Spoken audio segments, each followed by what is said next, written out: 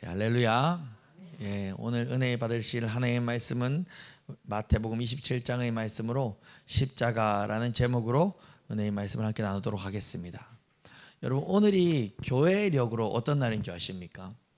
교회력으로는요, 그 교회에서 1년 동안 좀 그래도 중요시 여기는 가장 큰 절기가 있는데, 가장 크다고 우리가 생각하는 절기가 두 가지인데, 모든 세상 사람들도 다 아는 12월 25일이 어떤 날이죠? 성탄절. 쉽게 말하면 아기 예수님이 이 땅에 오신 날. 왜 그게 중요하죠?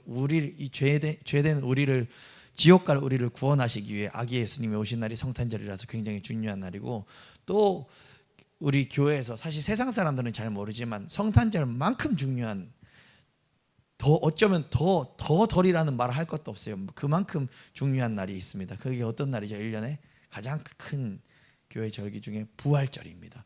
예수 다시 부활하신 그날, 부활절. 이 두 절기가 굉장히 중요하고, 그 외에도 우리가 모르겠어요. 통합은 사순절을 아마 지킬 거예요. 근데 우리들은 사순절은 안 지킵니다. 왜냐면은 이게 천주교에서 좀 이제 이렇게 얘기하면 긴데, 또 천주교에서 또 이제 좀 중요시 여기지만 우리는 사순절을 지키지 않아요. 그렇지만 우리 보통 이제 보수적인 우리들은 어떻게 이제 지키냐면, 부활절을 앞두고 그 부활절 일주일, 지금 다음 주 31일이 부활절이거든요. 3월 31일이 부활절인데, 이번에 좀 빨라요. 보통 4월 달에 많이 하는데, 이게 매년 그 정확한 날짜는 이게 다르거든요. 그래서 부활절 전 한 주간은 고난 주간으로 우리가 지킵니다. 그리고 부활절 전 주일은 뭘로 지키냐면 종려주일로 우리가 보내게 되는 것이죠. 그래서 오늘이 부활절이 일주일 전인 종려주일로 보내는 것인데, 왜 이름이 종려주일이라 하니까, 부활절은 뭐냐면 예수님이 부활하신 걸 기념한 날이잖아요. 주일이잖아요. 근데 부활하시기 전에 뭐가 있어야 되겠습니까? 예수님이 죽음이 있으셔야 되겠죠.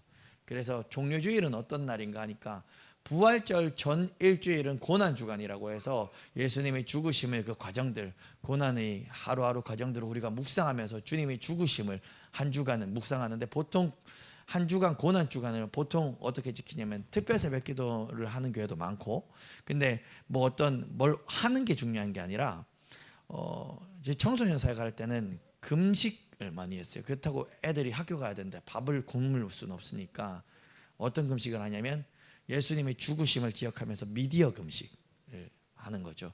우리가 평소에 유튜브, TV를 즐겨봤다면, 주님이 우리를 때문에 고난 당하시며 죽음의 발자취를 걸어가신 그 일주일 동안은 우리가 TV나 유튜브 이런 걸 다 끊고, 학교를 다니고 직장을 다니고 집에 퇴근해서 오면은, 학교 마치고 오면 그 일주일 내도록은 주님 묵상하면서, 늘 평생을 주님 묵상하지만 특별히 주님이 그 고난 당하신 그 길을 묵상하면서 나 때문에 말씀 보고 기도하고 이렇게 일주일을 보내는 거예요.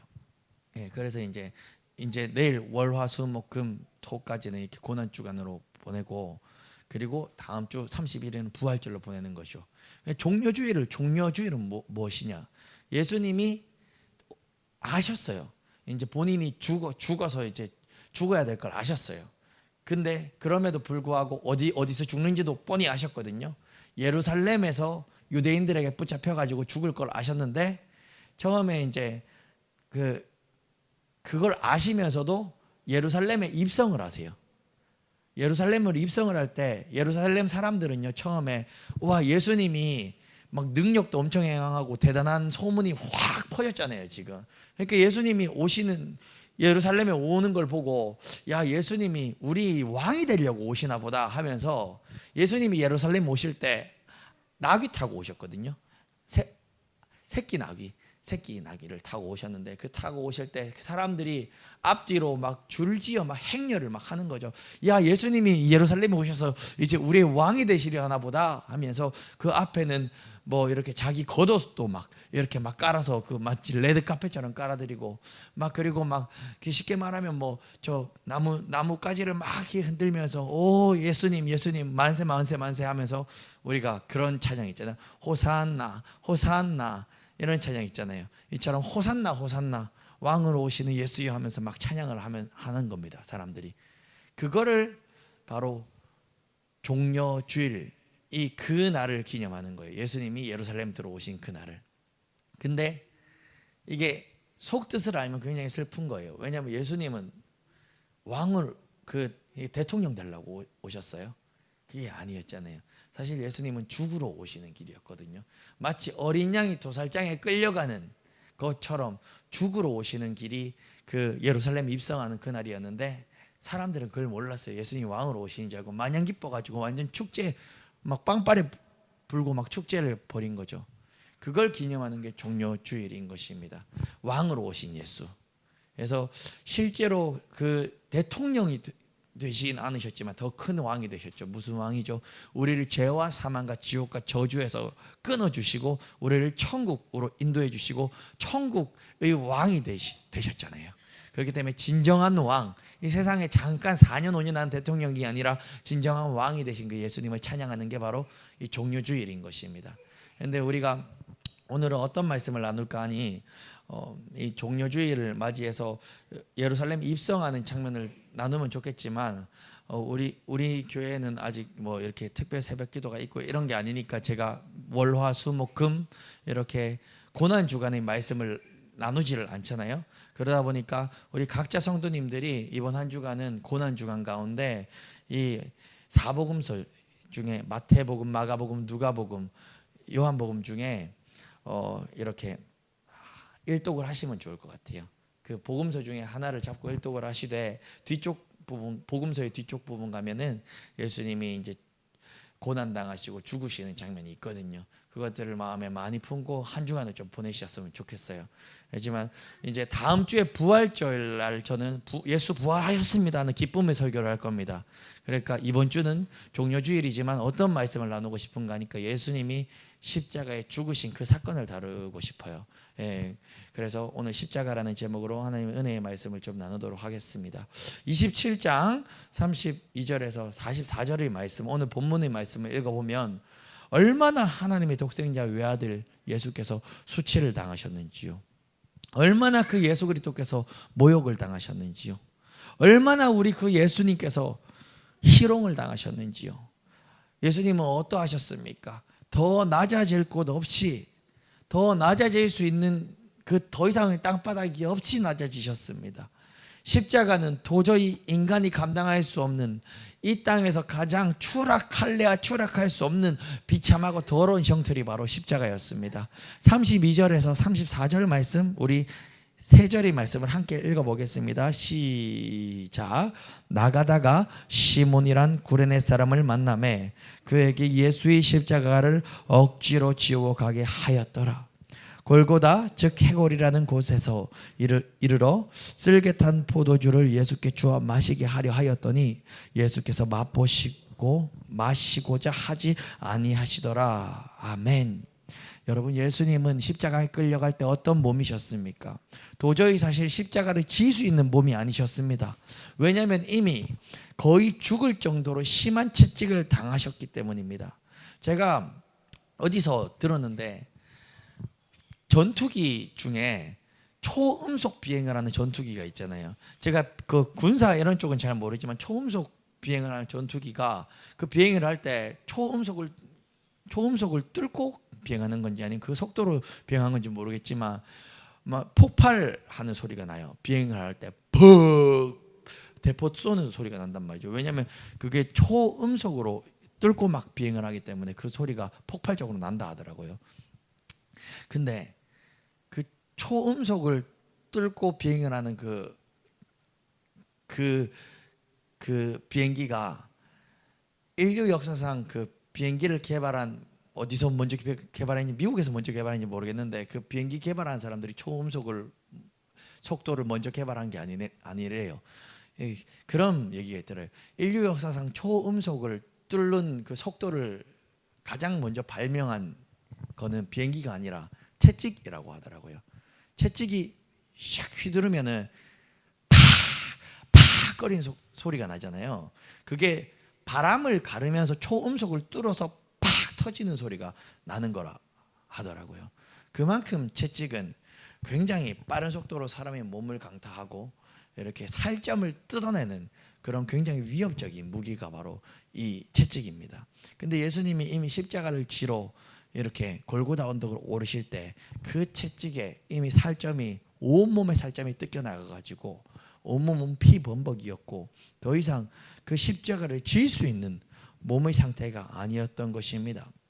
어떤 전문가들은 그런 얘기를 합니다. 예수님께서는 이미 모진 고문으로 피 흘리시고 또한 피부와 그리고 근육과 내장까지도 심각한 상처를 입으신 상태라고 합니다. 그래서 스스로 십자가를 지고 걸어갈 수 없었기 때문에 군인들이 구레네 사람 시몬이라는 사람을 데려다가 예수님이 십자가를 네가 대신 져라 해가지고 대신 누군가가 십자가를 지게 하였고, 그리고 예수님은 골고다 즉 해골이라는 곳에 그 십자가와 함께 이르셨습니다.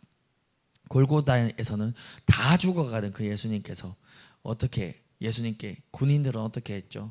쓸개탄 포도주를 이렇게 막 예수님께 먹였습니다. 여러분, 이 쓸개탄 포도주가 어떤 건지 아십니까? 사실 이거는 그 신약 학자들의 견해가 좀 달라요. 어떤 학자들은 예수님이 이렇게 너무 고통스러워하니까 이 군인들이 마취제 성분이 든 포도주를 먹였다, 고통, 그렇게 표현하는 학자들도 있고요. 또 어떤 학자들은 이 군인들은 예수님한테 채찍질하고 희롱하고 옷 뺏긴 군인들 아니냐, 이 군인들이 왜 예수님의 고통을 덜어주기 위해 이 마취제 성분이 든 이 포도주를 먹였겠는가? 그게 아니라 이 포도주는, 쓸개탄 포도주는 고통을 더욱더 가중시키기 위해서 먹인 것이다. 예를 들어서 예수님이 죽어버리면 안 되잖아요. 더 악랄하게 고통을 줘가지고 고문을 해가지고 더 오랫동안 십자가에 매달려서 죽어야 더 이게 본보기가 되고 이렇게 더 고통을 가중시킬 수 있잖아요. 그래서 이 쓸개탄 포도주를 주었다라고 하기도 합니다. 저는 그냥 목사로서 이게 무슨 조금 고통을 덜어주기 위해서 그랬든지 아니면 더 악랄하게 괴롭히기 위해서 이 쓸개탄 포도주를 먹였든지 간에 중요한 것은요, 다만 이 쓸개탄 포도주는 핵심은 결국 그것이 예수님을 더욱더 괴롭게 만들기 위함이었다는 것입니다. 왜냐하면 군인들은 예수님을 희롱하고 조롱하고 채찍질하고 침뱉었습니다. 제가 이 목회자로서 이 말씀을 묵상했을 때는 결국은 이 군이 예수님이 그 여인들 마리아나 이런 사람들이 와가지고 이 포도주를 준 게 아니라 군인들이 먹였는 것은 예수님을 더 갖고 놀라고 더 희롱하려고 더 고문하려고 준 쓸개탄 포도주라고 볼 수밖에 없습니다. 저는 이 부분에서 무엇을 얘기하고 싶은가 하니, 예수님은 그만큼 인간에게 비참한 수모를 당했다는 것. 이 포도주 한 잔 좋네, 이 말씀 하나를 읽어도 이게 얼마나 예수님을 숨어주기 위함이고 예수님을 고통 주기 위함이고 예수님을 괴롭히기 위함인지 한 절 한 절 그 내용이 숨어 있다는 것을 나누고 싶습니다. 35절에서 38절 함께 읽어보겠습니다. 시작. 그들이 예수를 십자가에 못 박은 후에 그 옷을 제비 뽑아 나누고 거기 앉아 지키더라.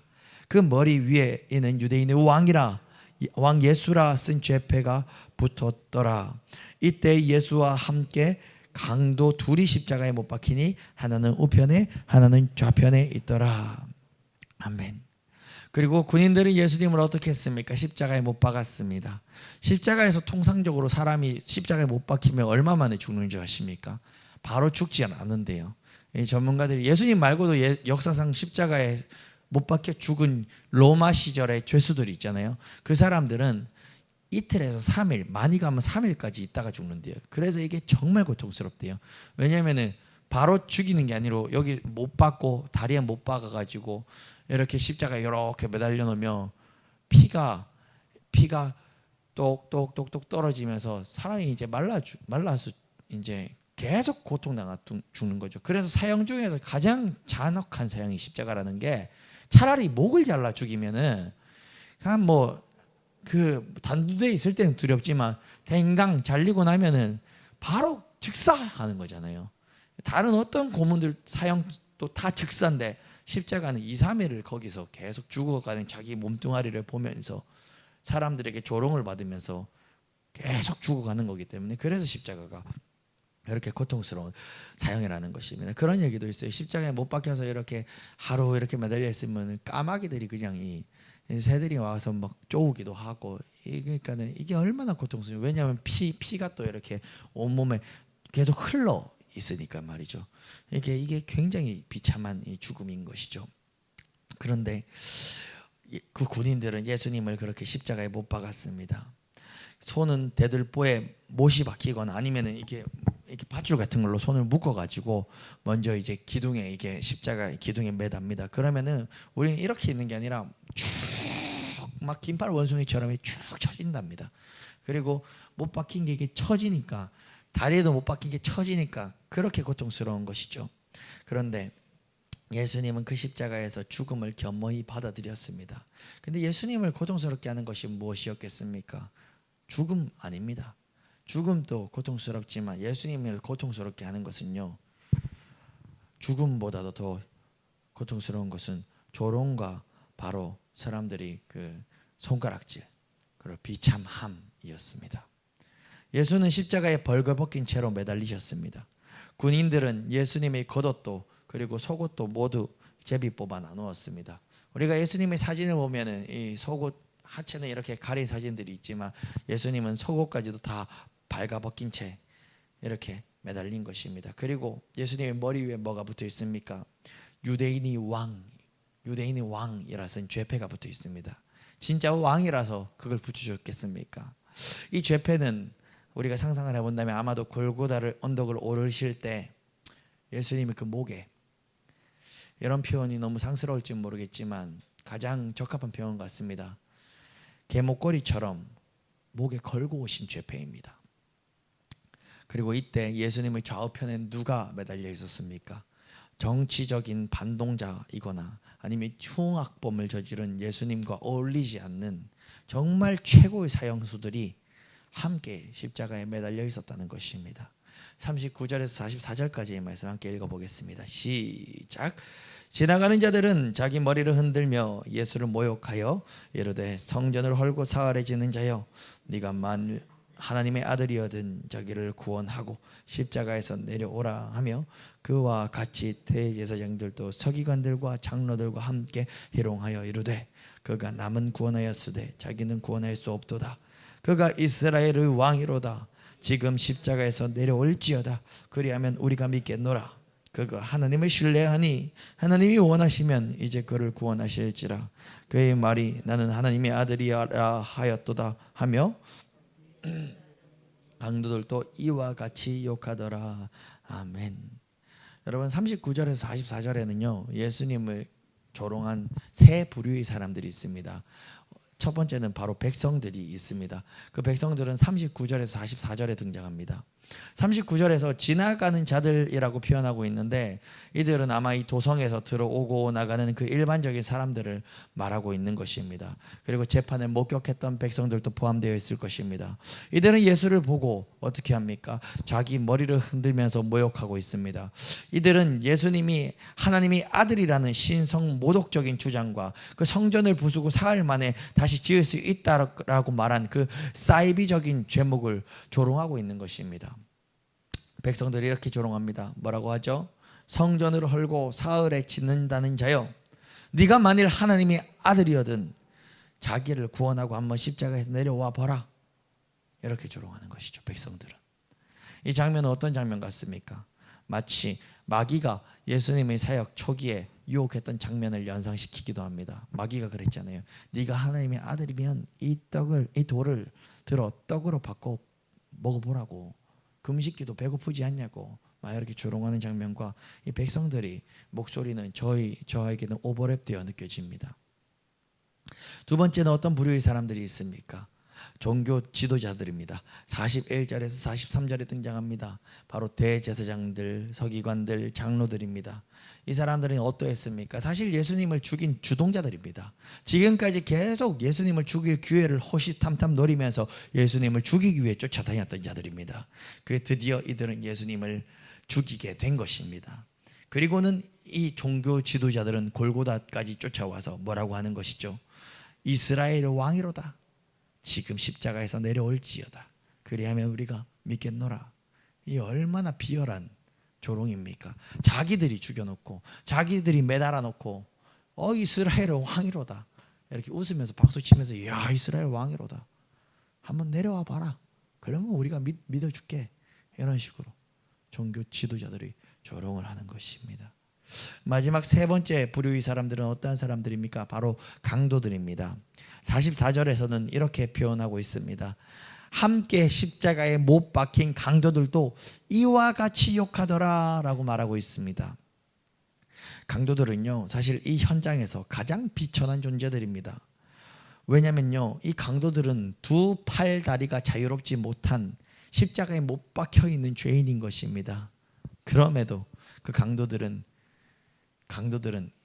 유일하게 자유한 부분이 어디입니까? 혀. 자신들이 그 혀를 통해서 예수님을 조롱하는 것입니다. 자기도 지금 십자가에 못 박혀 있는 처지에 예수님은 왜 이렇게 조롱받으셔야 했습니까? 예수님은 왜 이렇게 천대받으셔야 했습니까? 예수께서는 이 더러운 십자가를 피하실 수 없으셨을까요? 종려 주일입니다. 예수님은 예루살렘에 들어오지 않으실 수 없으셨을까요? 네, 예수님은 예루살렘에 들어오지 않을 수 없으셨습니다. 예수님은 십자가를 피할 수 없으셨습니다. 왜냐하면 저와 여러분들을 너무나도 사랑하시기 때문에, 죽기까지 저와 여러분들을 사랑하시기 때문에 피할 수 있지만 피하시지 않으신 것입니다. 결국 예수님은 사랑이 너무 많으셔서 십자가를 피할 수 없었던 것입니다. 내 아버지여, 만일 할만하시거든 이 잔을 내게서 지나가게 하옵소서. 그러나 나의 원대로 마옵시고 아버지의 원대로 하옵소서. 나의 원대로 마옵시고 아버지의 원대로 하옵소서. 나의 원대로 마옵시고 아버지의 원대로 하옵소서. 여러분, 이 십자가의 설교를 할 때 저희 목적은 이 십자가가 얼마나 비참한 형틀이고 십자가가 얼마나 무서운 사형법인지를 강조하고 싶지는 않습니다. 그리고 저희 목적은 예수님이 얼마나 비참하게 모욕당하셨는지를 강조하는 것, 그냥 단순히 그것이 제 목적이 아닙니다. 저는 학문적인 수준을 전하도록 부름받지 않았습니다. 저희 사명은 십자가를 전할 때 십자가가 우리 모두에게 실제가 되어 느껴지고 십자가가 우리 굳어버린 지금 이 심령을 후벼 파서 십자가의 은혜와 십자가의 생명이 지금 이 순간 우리에게 실존이 되는 것, 그것이 바로 설교자의 사명인 것입니다. 여러분, 간절히 소원합니다. 이 십자가의 사건 우리가 얼마나 많이 들어서 알고 있습니까? 영화로도 보고 우리 모두가 얼마나 이 십자가의 사건이 너무나도 익숙하지 않습니까? 그런데 그 십자가의 사건은요 실제입니다. 그리고 그 사건이 나에게 지금 실제가 되길 간절히 소망합니다. 그리고 예수님께서 우리에게 당부하셨습니다. 마태복음 16장 24절 말씀이지요. 이에 예수께서 제자들에게 이르시되 누구든지 나를 따라오려거든 자기를 부인하고 자기 십자가를 지고 나를 따를 것이니라. 예수께서는 우리에게 자기 십자가를 지고 따르라고 말씀하십니다. 여러분, 우리는 십자가를 질 수 있습니까? 벌거벗김 당하시고 모든 수치와 모욕을 당하신 그 십자가, 우리가 감히 어떻게 그 십자가를 한번 흉내라도 내보실 수 있겠습니까? 그런데 예수께서는 우리에게 자기 십자가를 지고 따라오라고 말씀하시는 것입니다. 예수님이 그 심정이 어떤 마음인 줄 아십니까? 이것은 마치 우리가 드라마를 보게 되면 많이 볼 수 있는 장면인데요, 드라마에 보면은 특히나 외국 드라마에 이런 장면이 잘 안 나오는데 한국 드라마에 자주 나옵니다. 부모님이, 굉장히 열심히 사신 부모님이 자녀에게 이렇게 얘기를 하죠. 야, 나는 너한테 물려줄 게 아무것도 없다. 아들아, 딸아. 그러니까 네가 열심히 공부하고 열심히 준비해가지고 네가 성공해야 된다. 열심히 살아야 된다. 하면서 그 부모님은 죽어라 열심히 일하, 한 푼도 안 쓰고 이제 막 악착같이 모으는 거예요. 한국 드라마에서 늘 그런 장면이 나와요. 왜 그 부모님이 악착같이 모으십니까? 결국 자녀한테 주려고 이렇게 모으는 것이죠. 열심히 적금 드는 것이죠. 아껴가면서. 그렇지만 자녀한테 뭐라 합니까? 네가 내가 니한테 물려줄 게 없으니까 니는 열심히 살아야 된다. 이렇게 가르치는 거잖아요. 여러분, 그것이 바로 예수님께서 우리에게 제 십자가를 지고 나를 따르라 말씀하시는 것과 같은 원리라고 보면 되는 것입니다. 부모님들이 물려줄 것이 없으니 열심히 살아라 라고 말씀하시면서 그럼에도 불구하고 자녀를 위해 모든 것을 준비하는 것처럼 예수께서도 우리를 죽이시려고 십자가를 지고 나를 따르라 라고 말씀하시는 것이 아니라는 것입니다. 예수께서는 이미 우리가 짊어져야 할 십자가, 그걸 다 지셨습니다. 우리가 매달려야 할 그 십자가를 이미 다 지고 매달리셨습니다. 예수님이 달리신 그 십자가는요, 사실 지금 이 순간 저와 여러분들이 져야만 하는 십자가였습니다. 근데 예수님은 그 참혹한 십자가에 매달리시어 우리 죄를 이미 다 대속하셨단 말입니다. 그럼에도 우리는 예수님을 십자가를 지고 따라가야 합니다. 고린도전서 1장 18절에 이런 말씀이 있습니다. 십자가의 도가 멸망하는 자들에게는 미련한 것이요 구원받는 우리에게는 하나님의 능력이라. 예수님께서 왜 우리에게 그 십자가를 지라 하셨습니까? 그 십자가가 바로 하나님의 능력이기 때문입니다. 우리에게 바로 능력되는 것이 바로 십자가라는 것입니다. 여러분, 십자가 짊어지는 것을 두려워하지 마십시오. 예전 이제 돌아가신 고 옥하는 목사님이 이런 말씀을 하신 적이 있습니다. 다이빙하는 사람들이 바다 밑에서 그 찬란한 바다 세계를 구경하고 나온 사람들이 바다 들어가는 것을 무서워합니까? 그러나 빠져 죽을까 싶어서 날마다 배전해서 갈까 말까 하는 사람들은 생전에 바다 구경 못하는 것입니다. 나처럼 TV를 통해서 아니면 그림을 통해서나 바다를 구경하는 것이지요. 마찬가지입니다. 예수님 믿고 십자가 지기 싫어서 날마다 그 변두리에서 오락가락하면 참 편한 것 같죠. 그러나 그것은 큰 거 놓치는 것입니다. 십자가 지는 자에게는 십자가 지는 자에게 주는 하나님의 위로와 기쁨과 능력과 신비스러운 행복, 이거 여러분 모릅니다. 나중에는 불쌍하잖아요. 우리 하나님이 십자가를 지라고 하실 때마다 십자가를 지라 하실 때에는 엄청난 위로와 축복을 준비해 놓고 지라고 하시는데 우리가 자꾸 그것을 마다하면 평생 어린 신자로서 면하지 못하는 것입니다 라고 옥하는 목사님이 말씀하셨어요. 여러분, 말씀을 맺겠습니다. 여러분들, 우리도 제 십자가를 지고 예수를 따라야 합니다. 예수를 따라가는 게 무엇입니까? 예수를 따라가는 게 바로 내가 죽는 것입니다. 손목 끊고 목 매달고 죽는 게 아니라 자신의 의를 버리고 죽는 것입니다. 내 혈기를 죽이고 내 이기적인 생각을 버리고 내 욕심을 죽이는 것, 그것이 바로 십자가에서 죽는 것이고 내 십자가를 지고 주님 따라가는 것입니다. 우리 이 시간 더 이상 이제 허탄한 세상 자랑하지 맙시다. 더 이상 허탄한 세상 따라가지 맙시다. 더 이상 우리가 세상처럼 주장하지 맙시다. 우리 이 시간 오롯이 죽기를 소원합니다.